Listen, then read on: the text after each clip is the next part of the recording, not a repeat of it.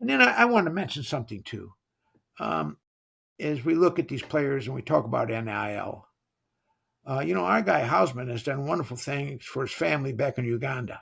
And he thought his mom and dad were gone. And he went there and took his NIL money and put water into a village, running water in Uganda, where he had 23 brothers and sisters. And then I read where Bryce Underwood has made a significant contribution to low income housing for homeless people. Homeless people, yeah. So these kids are, they're people, and they're not just driving around. Now they're all driving around in nice cars, a nice car that I'll have. I don't want a car like that. I do not want a Ferrari. Some people love that. I don't. No offense to the people, car lovers out there, but there's a social conscience there, and I think that's a tribute to their mother and father and where they come from. But also, I think we preach that at Michigan, and all these coaches do. To give back, pay it forward. Woody Hayes used to say, "You do things for the community," and I thought we go by that stuff sometimes, and it's wonderful that the kids do that, the players do that, and they're giving back, and they're not just taking.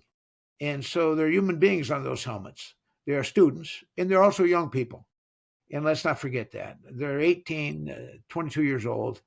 And so we all remember. I can barely remember when I was back, but they're just young guys growing up, doing the best they can. They'll make mistakes in life. Hopefully, they'll learn from them, like old Hillman will. Won't make those gestures towards the opponent anymore. I'll guarantee you. Or Coach Moore won't have that. And they're growing up, and they're not pros, although they're paid like pros. They're not. They're still young people getting their degree and growing up.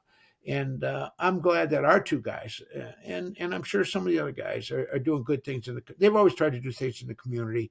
Mike Gilson and I took him up to Mott Hospital years ago, and then Lloyd did that and took it to another level.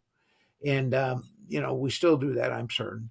And Yeah. trying to Yep. be, and one of the great traditions in football is when Iowa stops in the hospital, the pediatric hospital wing, the floors that look over their stadium.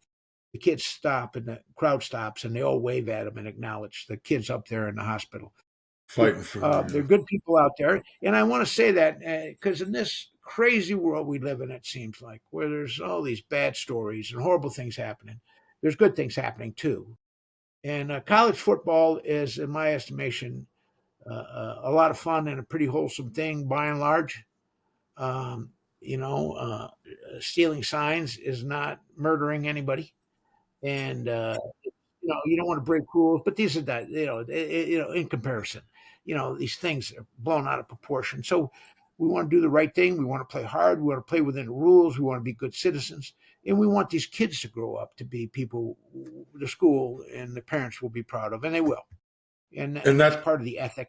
And that's across the country, in my estimation. College coaches don't get in it. They get paid a lot now, but they don't start coaching because they want to impact on young people and teach life lessons and have fun, and have the fun of it and compete and all that stuff. And they love the game, but there's more to it than just what happens on Saturday. absolutely. I think that's a great place to end right there, Coach.